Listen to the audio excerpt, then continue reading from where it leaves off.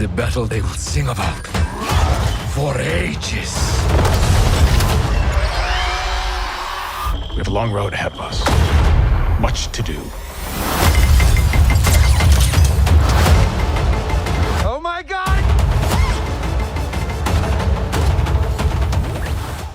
Welcome back, everyone. It's Charlie. This will be my Marvel Zombies trailer. We finally got some footage. There's a whole bunch of Easter eggs here and a bunch of new characters that we haven't seen come back since Marvel Phase 4 yet, so we'll break it all down. If you're brand new to the channel, be sure to subscribe to get all the episodes. Zombie Thanos is back with the Infinity Gauntlet. It looks like some of the Eternals are also back too. Like I said, Marvel Phase 4 characters. Also another really ironic twist. Blade is back, but it even looks like he's becoming a version of Moon Knight during this. So we're getting a Moon Knight version of Blade before we get the actual Blade movie. These animated shows take almost 3 to 4 years to develop just because animation takes so long to make, so you can tell that they expected that the Blade movie would have happened by the time they started developing these episodes a couple years ago, assuming that the Blade movie would have done really well because they're playing on the whole hype of seeing multiverse versions of Blade with a huge twist on the character that you would have originally remembered seeing in the Blade movie. Like the whole fun of seeing all these multiverse versions of the characters during the What If series, like, oh my god, it's crazy versions of everybody that we've seen before in the MCU movies. But that whole twist really doesn't work with MCU Blade because there's no Blade movie. In the last time we saw him, it was only a voiceover at the Eternals post-credit scene. We didn't actually see Mahershala Ali's Blade on screen yet. Sure you're ready for that, Mr. Whitman? I guess it'll be fun for people coming to this who are fans of the original Wesley Snipes Blade like myself, or maybe brand new fans who just saw him for the first time in Deadpool and Wolverine, then went back and watched his old Blade movies, which you should have done. If you haven't seen those old Blade movies, definitely go watch those. But at least in the live-action movies so far, Ryan Reynolds and Wesley Snipes seem like they're slowly making that joke about him being the only Blade true. Which Punisher? There's been like 5 of them. There's only been one Blade. There's only ever going to be one Blade. If it wasn't clear, during the Marvel Zombies trailer, this is supposed to be a version of Mahershala Ali's Blade from the Marvel Zombie universe that we saw during What If Season 1. That's where this is taking place. And in that universe, the original Moon Knight of present-day Mark Spector has died, so Khonshu has to find himself another avatar and just selects Blade as that new avatar who forms a new contract with him. That is why his Moon Knight suit of armor looks different than Mark Spector's or Stephen Grant's or even Jake Lockley when we see Jake Lockley come back inside the MCU. They kind of got into this whole concept during the comics when they were explaining the different personalities inside Mark Spector. Each personality forms a different contract with Khonshu. That was his big teaser at the end of the series, like, I can form a contract with all the different personalities inside him. He's got so many different ones in there, he has no idea who's hiding in his mind. The idea that Mark Spector and Stephen Grant personalities didn't know about the Jake Lockley persona inside them. So based on the way that magic works inside the MCU, the rules that Khonshu is bound by, he can form a contract with each of the different personalities. So when any of the personalities form a contract with Khonshu, or anybody in general forms any kind of contract with any god becoming their avatar, their super suits are relatively conjured with their magic, like Khonshu's magic in the case of Moon Knight, that they gain access to based on their own desires, their subconscious, and it just materializes from his magic. So the idea is that Mark Spector saw himself in a more traditional type of robe and cowl with the onks, the crescent darts that he uses as throwing weapons, stabbing weapons too, like way more hardcore. But on the flip side of that, Stephen Grant, who didn't like killing people, saw himself more like this with the Eskrima sticks because they were non-lethal. So now we have a Blade version of Moon Knight. Obviously, he doesn't have a problem killing people because they're fighting zombies during this, so he has way more hardcore weapons and armor. But notice his armor from a couple different angles. It looks more like traditional, actual, like a hardcore suit of armor as opposed to the original Mark Spector Moon Knight suit, which was more like wraps, like more of a cloth-based suit. The entire upper portion of his head is covered, including his mouth, but he still has the cape. I love that they still have the touch of the cape. Like, still gotta have a cape if you're gonna be a version of Moon Knight, despite whatever your armor might look like. And his weapon looks like a double-bladed pole arm with 2 big blades at each end, which would be way more useful for fighting actual zombies in an army if you wanted to stay far away from them as possible while fighting. Like, don't want to get bit. And for those of you asking, even though Blade does have a special healing factor because he is part vampire, a bite from a Marvel zombie would still turn him into another one of the Marvel zombies. For instance, zombie Thanos with the Infinity Gauntlet, like, he still turned into a zombie even though he had the Infinity Gauntlet. But the whole idea here is that Blade creates this more armored up version of the Moon Knight suit because he's forming this contract with Khonshu, and while they're forming the contract, they're fighting this giant zombie army, so he doesn't want to get bit, so he just needs way more hardcore armor than, say, traditional Moon Knight. The person speaking in the trailer saying the battle they sing about for ages, I think is meant to be another character played by a brand new actor. Doesn't sound familiar to Mahershala Ali, so I think he's coming back to voice his version of Blade during this. During the other scenes, this is Zombie Okoye. Behind her, this woman isn't Scarlet Witch. It could be Natasha Black Widow. It doesn't quite look like her though, but she's wearing plain clothes, so you can let me know who you think that this is. It's not meant to be Zombie Scarlet Witch. I'll talk about her in a second too, because she's a big character during this. This massive person behind them, if you couldn't tell, is Zombie Abomination. You can actually see his fins on his ears and his spine. This is Yelena Belova fighting zombies. She's a big character during this series. I think the reason why her eyes are glowing like this when she's attacking the other zombie is because of Druig from the Eternals might be helping them with his powers to control people's minds. If you remember the Eternals movie, they actually showed him controlling people's minds. Their eyes always glowed this same color. I can't quite tell which character she's attacking with the headband and the ponytail, the vest. I don't recall any current MCU characters wearing outfits like this, but it's probably another comic book deep cut or a twist on an MCU character that we've already seen. You can let me know in the comments who you think that it looks like.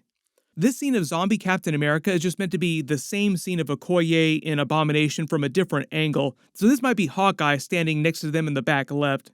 This scene of someone watching them from below fall down off the building in the middle of the day looks like Shang-Chi from behind. Then we get that bigger scene of zombie Thanos with the Infinity Gauntlet. This is actually part of the cliffhanger from What If Season 1, that Marvel Zombies episode. It was like a post-credit scene for the actual episode. They were using that as a twist on the battle in Avengers Infinity War where he originally attacked Wakanda to get the Mind Stone from Vision, but in this version he attacks with a horde of zombified Marvel characters, destroying Wakanda, also already has the Infinity Gauntlet on him. R.I.P. this version of Earth, so I think the idea is they're just continuing the story, like what happened after that in this universe. And if it wasn't clear from What If Season 1 and What If Season 2 Marvel Zombies, the difference between them and other normal zombies or walkers, to make a Walking Dead reference, is Marvel Zombie characters have their higher brain functions, they can formulate complex thoughts, strategies, so these are a much bigger threat than actual normal walkers, like they can organize army and battle tactics.